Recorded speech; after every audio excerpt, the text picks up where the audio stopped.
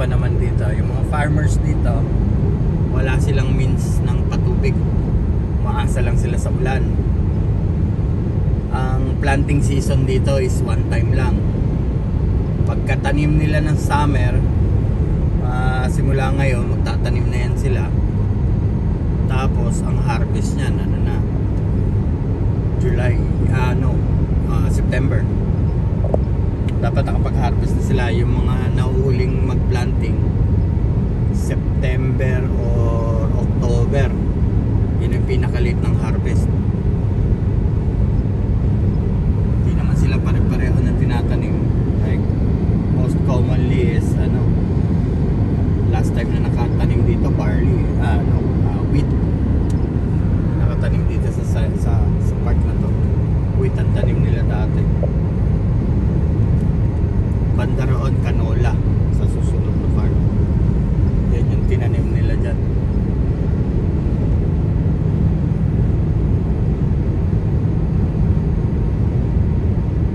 Kita mo green na kagad yung gitna kasi may tubig yan eh. Hanggang ngayon may tubig yan. Pati yan nandiyan dyan sa gutter.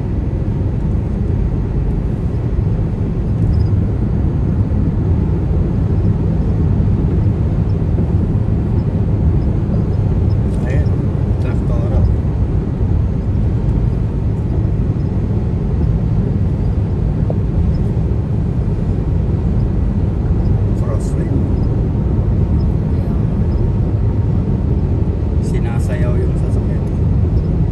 24.6.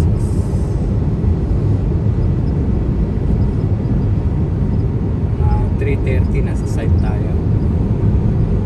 15 minutes.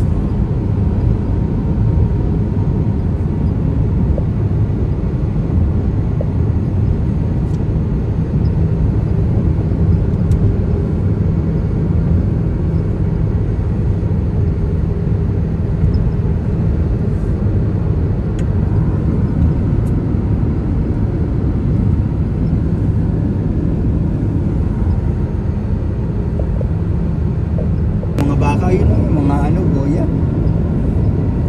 mga maliliit na baka.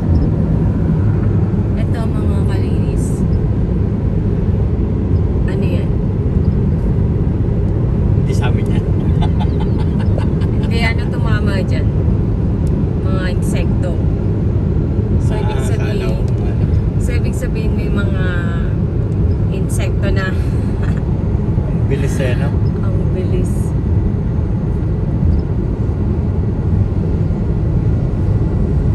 Parang kailan na yan.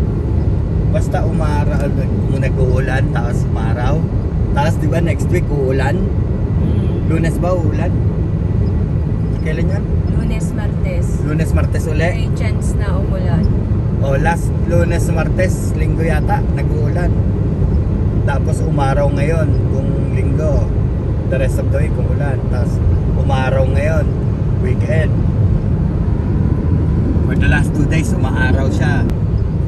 Yung pinakamatingkad ang init ng araw. Tapos bukas tsaka Linggo kung ganito pa uli, mainit na. Tapos biglang uulan ng Lunes, Martes, Miyerkules, Huwebes, pag umaraw yan, ayan na, andyan na ang lamok. Sibol na rin ang mga damo at saka mga mga punong kahoy. May mga dahon ng punong kahoy pero mas lalabas siya kapag naulanan pa uli tapos biglang araw. Ayun, tuloy-tuloy na yun. Kanina lang makikita mo ay yung tubig ng ulan pa yan nung nakaraan. Sama pa yan dun sa ulan. Iba talaga ang tubig ulan kapag tumapo sa halaman.